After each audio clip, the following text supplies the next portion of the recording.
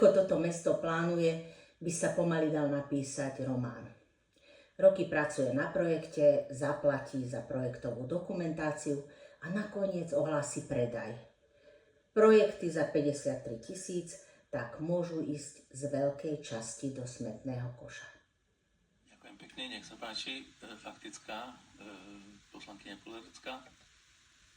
Ďakujem za slovo. Ja by som len doplnila genézu tohoto pozemku, pretože čo si ja pamätám, tak to si minimálne 4. žiadatelia o odkúpenie tohoto pozemku.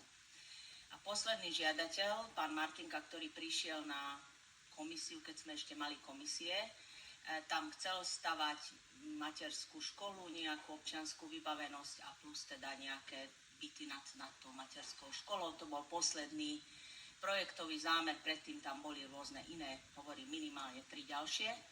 S tým, že vtedy, v tom danom momente, to si pamätám, to bol niekedy september minulého roku, mesto prostredníctvom odborov deklarovalo, že na tom pozemku prebieha vlastne schvaľovanie projektu, je to vo fáze DUR, čiže územné rozhodnutie. Predpokladám, od septembra minulého roku je už vydané, takže zrejme tam prebieha stavebné konanie. Mesto do tohoto samotného projektu Pažitná investoval 53 000 eur. Čiže už tam je projektová dokumentácia na tie stavby a bolo vtedy vysvetlené, že má tam byť zdravotné stredisko, ktoré má byť súčasťou týchto objektov, týchto zariadení, sociálnych služieb, ktoré bude prevádzkovať mesto a vlastne má slúžiť ako týmto objektom. Čiže ja som to pochopila tak, že tam áno, majú byť nejaké ordinácie, ktoré primárne teda budú slúžiť tomu, že tí seniori, ktorí budú umiestnení v týchto dvoch zariadeniach, alebo teda tí že budú vlastne aj s tou verejnosťou využívať toto zdravotné stredisko. Takto to bolo vtedy podané. Ja neviem, ako mesto plánuje, alebo kde sa momentálne nachádza s týmto, ale v súvislosti aj s tým, že teraz je výzva, je možnosť, je to 4,7 milióna akože investícia, len v tomto roku sme prijali asi v takejto výške mesto úver.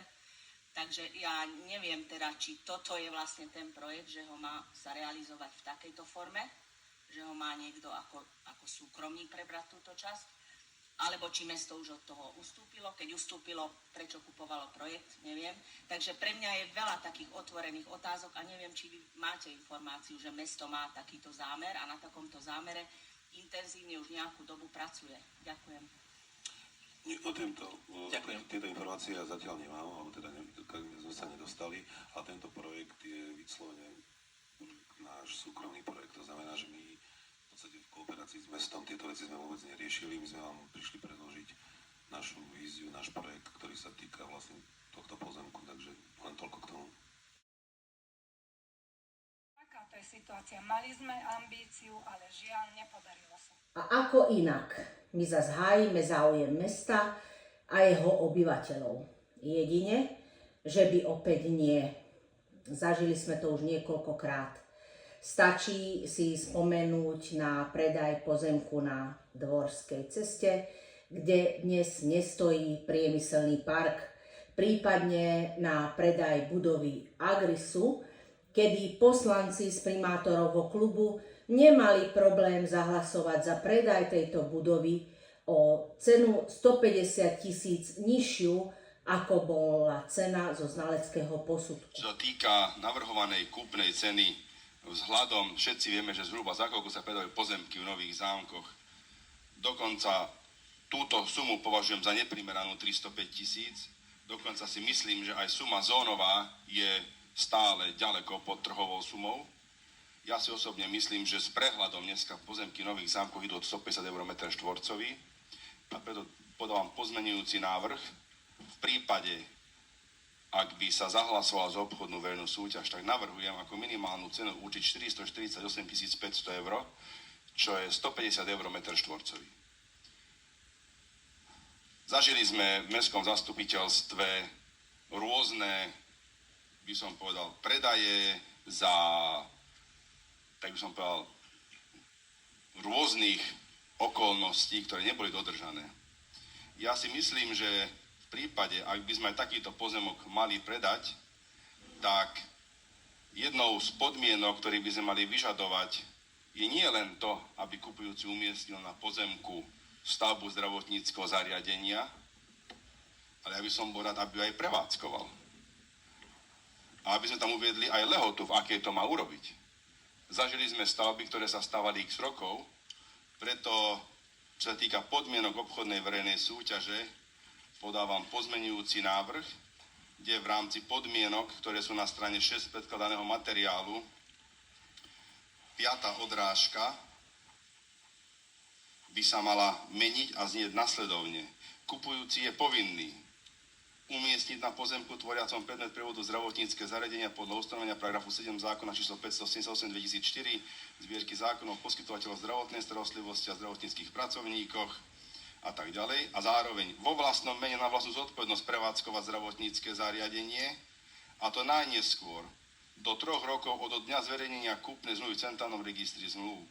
V prípade nesplnenia ktorejkoľvek z vyššie uvedených povinností bude kupujúci povinný uhradiť zmluvnú pokutu o výške 448 500 eur, a to na základe a v lehote určenej vo výzve mesta Nové Zámky. Touto podmienkou si vlastne zabezpečíme to, že pokiaľ investor má naozaj skutočný záujem tam postaviť a prevádzkovať zdravotnícke zariadenie, tak takáto podmienka by nemala byť pre neho nesplniteľná, ale to splniteľné a tým pádom by sa nemal ničoho báť.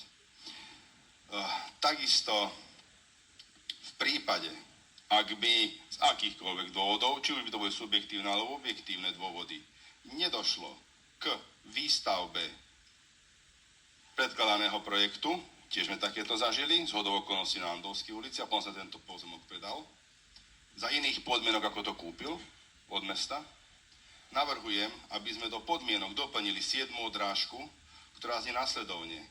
Predávajúci a kupujúci sa dohodli na vzniku práva spätnej kúpy v prospech predávajúceho, ktoré vznikne v prípade, ak kupujúci v lehote 3 rokov do dňa zverejnenia kúpnej zmluvy v centrálnom registri zmluv neumiestni na pozemku tvoriacom predmet prevodu zdravotnícke zariadenie a alebo nebude vo vlastnom mene na vlastnú zodpovednosť prevádzkovať toto zdravotnícke zariadenie, pričom kupujúci je povinný uzatvoriť s predávajúcim zmluvu o spätnej kúpe pozemku tvoriaceho predmet prevodu do 15 kalendárnych dní od dňa doručenia písomnej výzvy predávajúceho na uzatvorenie zmluvy o spätnej kúpe pozemku tvoriaceho predmet prevodu, a to za cenu vo výške 448 500 eur. Týmto by si mesto zabezpečilo poistenie toho, aby v prípade, ak by sa zámer nerealizoval, malo možnosť odkúpiť tento pozemok späť za minimálnu cenu. To znamená nie za predajnú cenu, lebo predajná cena môže byť vyššia v rámci OVS, ale za minimálnu cenu. Som toho názoru, vopred hovorím, keby náhodou pán doktor Závodský chcel uvieť, že právo spätnej kúpy len pri hnuteľných veciach v zmysle občianskeho zákonníka, áno, je to tak, ale občiansky zákonník pozná nepomenovanú zmluvu, kde je možné dohodnúť právo spätnej kúpy aj pri nehnuteľných veciach. A zároveň, aby nedošlo k prevodom tohto majetku počas tých 3 rokov, kedy by plynula tá lehota na výstavbu, to sa tu môže stať, samozrejme nepredpokladajme, ale mesto by malo vykonať všetky kroky povinné, možné k tomu, aby ochránilo svoje záujmy. Navrhujem, aby sa do podmienok obchodnej verejnej súťaže doplnila 8. odrážka, ktorá znie nasledovne.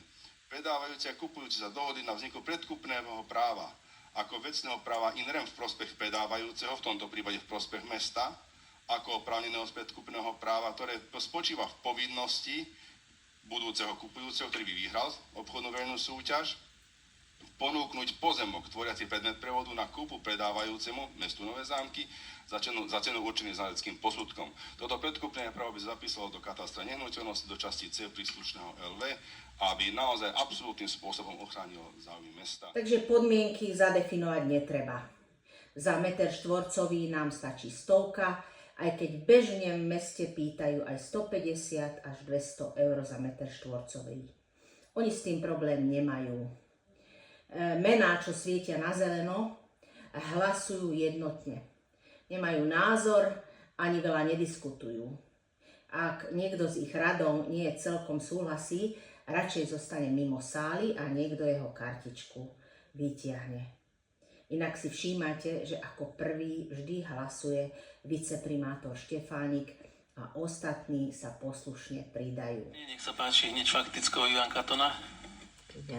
Ďakujem pekne, pán primátor. V súvislosti s predchádzajúcim hlasovaním by som vás poprosil, kebyže môžete pozrieť pri prezentácii po prestávke, koľko bolo poslancov prítomných, lebo by som to rád videl, mi sa zdá, že sme tu boli všetci prítomní a potom následne už pri hlasovaní už pri prezentácii už jedna poslankyňa nebola, či sa manipulovalo s hlasovacou kartou. By som poprosil, lebo karta bola zasunutá v hlasovacom zariadení.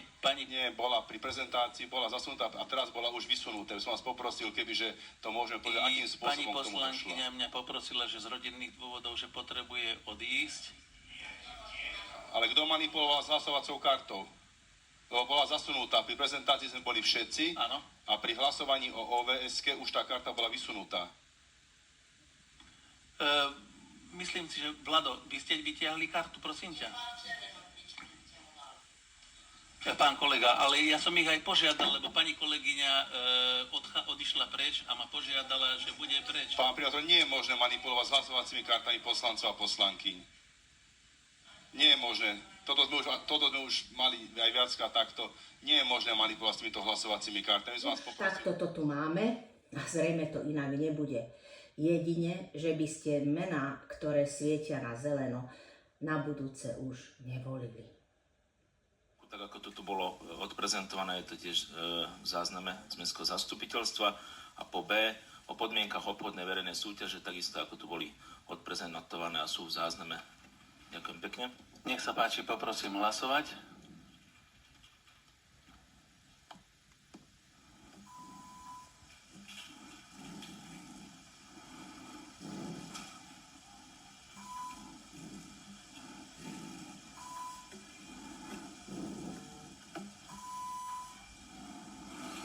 Za 11 poslancov, proti 9 poslancov, 1 poslanec nehlasoval.